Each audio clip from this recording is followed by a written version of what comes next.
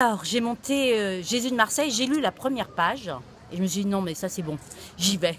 Alors ensuite j'ai continué et j'avoue que ce qui me plaît chez Serge, c'est sa générosité et son amour de la langue et ses fantaisies qui sont apparemment des enfantillages, mais qui nous emmènent loin, qui nous libèrent, qui nous font du bien.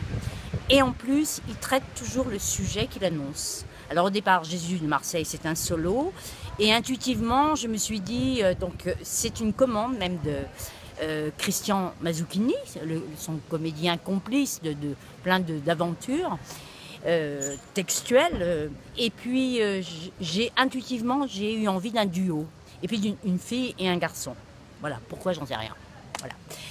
Et il m'en a pas du tout voulu que je taille un peu dans le texte. Mais ce qui est absolument formidable, c'est le plaisir qu'il a envie de partager avec le public. Et tant qu'il n'a pas accroché tout le monde, il continue à déconner comme ça, mine de rien, à faire des digressions à n'en plus finir. On se dit, oui, mais alors attends, et alors Jésus, ça vient quand, etc. Et puis tout d'un coup, il trace. Et donc dans ce Jésus de Marseille, il y a des épisodes majeurs donc de la vie de Jésus et évidemment je ne vous dirai pas un mensonge quand je vous dirai que ça ne se finit pas très bien quand même.